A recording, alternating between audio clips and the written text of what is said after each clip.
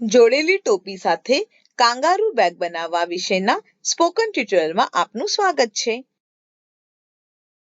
આ ટ્યુટોરિયલમાં આપણે કંગારૂ બેગના ફાયદાઓ અને જોડેલી ટોપી સાથે કંગારૂ બેગ બનાવવાની પદ્ધતિ વિશે જાણીશું.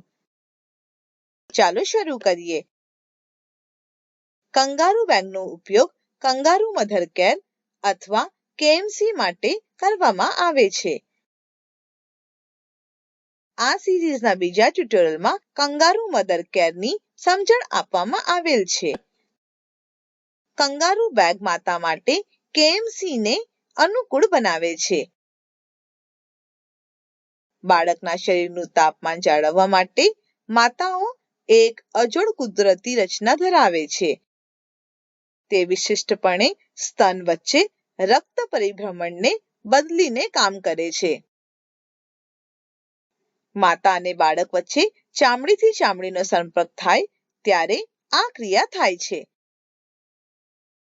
કંગારૂ બેગ દ્વારા ત્વચાથી ત્વચાનો સંપર્ક સરળ અને ટકાઉ બની રહે છે. તેમજ કેએમસી આપતી વખતે આ બેગ માતાના હાથને મુક્ત રાખે છે. તે માતાની છાતી પર બાળકના વજનનું સમાનપણે વિસ્તરણ કરે છે. તેથી તે કમરના દુખાવાને પણ અટકાવે છે. કાંગારૂ બેગ હંમેશા જોડેલી ટોપી સાથે બનાવવામાં આવે છે. નવા જન્મેલા બાળકો તેમના માતાથી ગરમાવો ગુમાવે છે.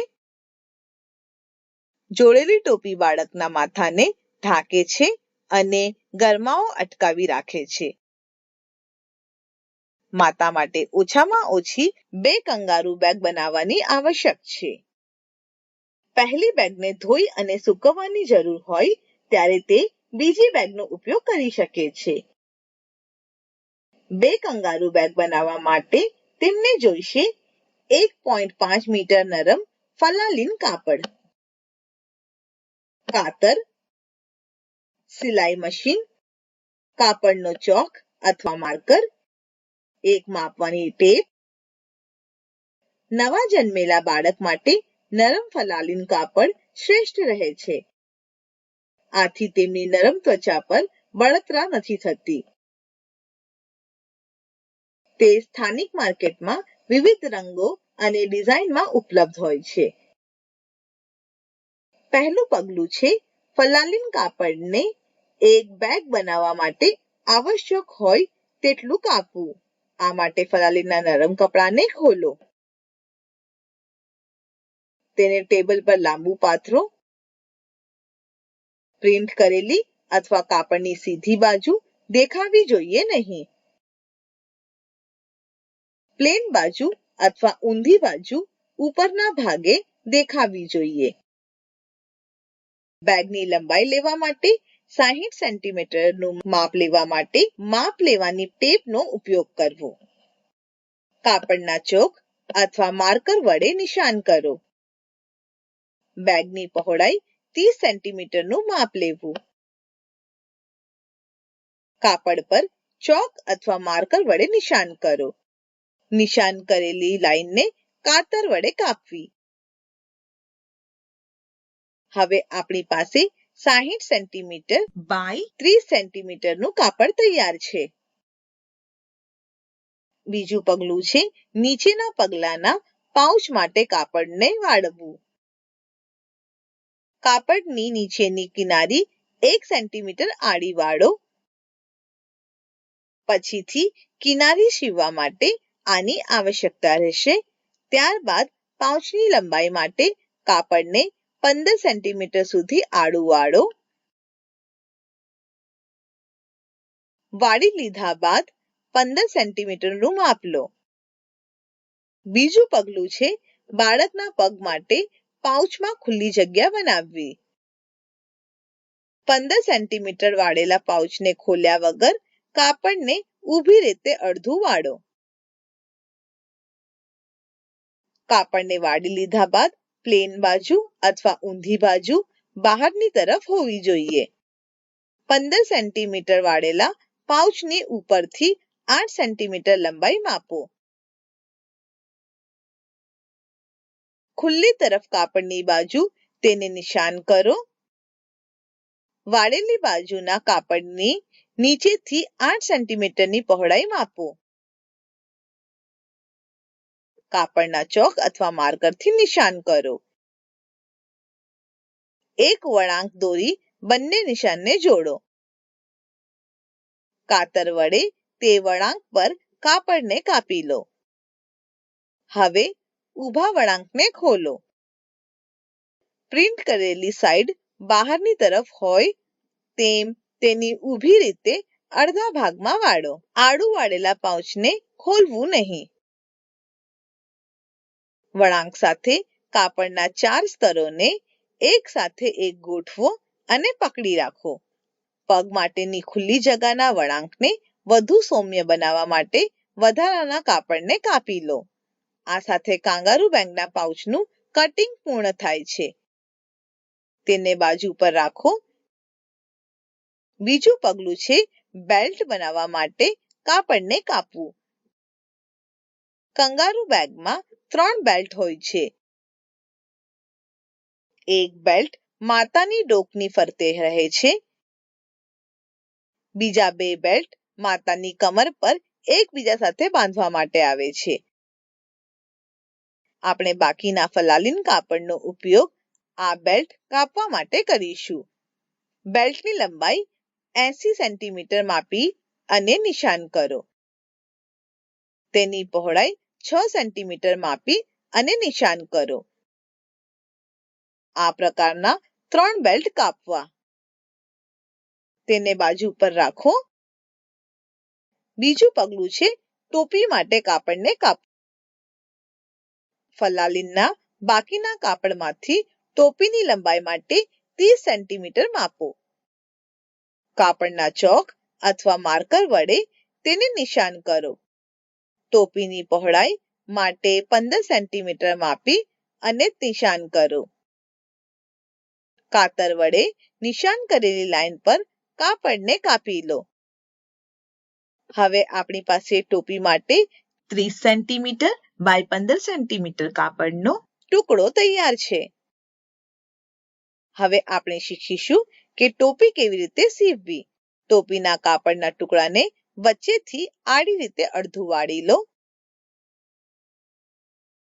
કાપડને વાળી લીધા બાદ પ્લેન બાજુ અથવા ઊંધી બાજુ બહારની તરફ હોવી જોઈએ. વળાંકની બંને બાજુ કાપડની 2 સ્તરની કિનારીને સીવી લો. કાપડની બીજી 2 બાજુની કિનારી સીવી લો. હવે બેગ સાથે જોડાવા માટે ટોપી તૈયાર છે. તેને બાજુ પર રાખો. બીજું પગલું છે કંગારૂ બેગ માટે 3 બેલ્ટો સીવવા. પહેલા બેલ્ટને ડાબી બાજુએથી ઊભી રીતે 1.5 સેન્ટીમીટર વાળી લો. ત્યારબાદ જમણી બાજુથી ઊભી રીતે 1.5 સેન્ટીમીટર વાળી લો. બેલ્ટને વાળી લીધા બાદ પ્રિન્ટ કરેલી અથવા સીધી બાજુ દેખાવી જોઈએ. હવે બેલ્ટને મધ્ય રેખાની તરફ અડધાથી ઓછી ઊભી રીતે વાળી લો. જમણી અને ડાબી બાજુના અગાઉના 2 વળાંક આ ફોલ્ડની અંદર છુપાયેલા હોવા જોઈએ. 3 વખત વાળવાથી બેલ્ટ બાળકનું વજન ઉચકી શકે તેટલા મજબૂત થશે. હવે ત્રીજા વળાંકથી તેને સીધા સીવી લો. વધુ મજબૂત બનાવવા માટે વળાંકને 3 વખત આગળ પાછળથી સિલાઈ કરવી. બેલ્ટ તૈયાર છે. તેને બાજુ પર રાખો. હવે આપણે જાણીશું કે બેગના પાઉચને કેવી રીતે સીવવું. આ પાઉચના કાપડના ટુકડાનું ચિત્ર છે જે આપણે કાપેલો હતો. આ કાપડની જમણી અને ડાબી બાજુના સી આકારના વળાંકને કિનારી સીવી લો. પછી પાઉચની ઉપરની આડી કિનારીને સીવી લો. સીવતા પહેલા તેને બેવડું વાળી લો. બીજી વખતનો વળાંક પહેલા કરતા મોટો હોવો જોઈએ. પાઉચ તૈયાર છે. બીજું પગલું છે પાઉચ સાથે બેલ્ટને જોડવા. પાઉચને આડી રીતે વાળો. પ્લેન અથવા ઊંધી બાજુ બહારની તરફે હોવી જોઈએ. પાઉચના ટોચાના ખૂણા અને નીચેના કાપડની વચ્ચે બેલ્ટ રાખો. સાઈડમાંથી અડધા ઇંચની જગ્યા છોડી દો. 3 સ્તરને સાથે સીવી લો. બેલ્ટ બરાબર જોડાઈ ગયાની ખાતરી કરવા તેને આગળ પાછળ 3 વખત સિલાઈ કરવી. તેવી જ રીતે બીજા બેલ્ટને પાઉચના ટોચાના બીજા ખૂણા પર સીવી લો. આ ચિત્રમાં પાઉચ તૈયાર છે અને તેની સાથે બેલ્ટ જોડાયેલા છે. બીજું પગલું છે ટોપી અને ત્રીજા બેલ્ટને જોડવું. પાઉચની ઉપર બાકીના કાપડની બંને બાજુની કિનારી સીવવાનું શરૂ કરો. કાપડની સંપૂર્ણ લંબાઈ પર સિલાઈ કરવી નહીં. ટોચના ખૂણા પર પહોંચતા પહેલા લગભગ અડધા ઇંચ પહેલા રોકાઈ જવું. બેલ્ટના છેડાને કાપડની પ્રિન્ટ કરેલી બાજુના ટોચાના છેડા પર રાખો. ટોપીના ખૂણાને બેલ્ટના સમાન છેડા પર રાખો. 3 સ્તરને સાથે ગોઠવી અને પકડો. ઉપરના છેડા પર આ સ્તરોને ટાઈટ વાળો. ત્યારબાદ તેને 2 થી 3 વખત વાળો. હવે ટોપીને કાપડ વડે આડી કિનારી સાથે જોડો. ટોપીની પહોળાઈ કાપડ કરતાં વધુ હોઈ શકે છે.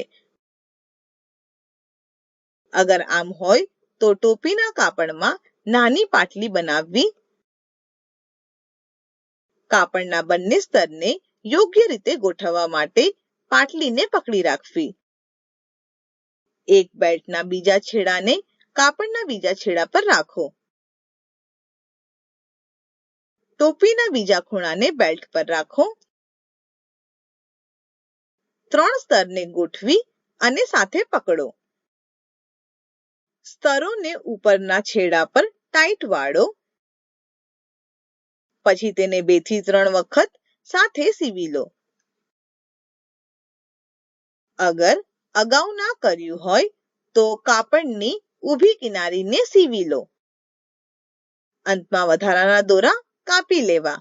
જોડેલી ટોપી સાથેની કંગારૂ બેગ તૈયાર છે. આ સાથે આપણે ટ્યુટોરિયલનો અંત કરીએ છીએ.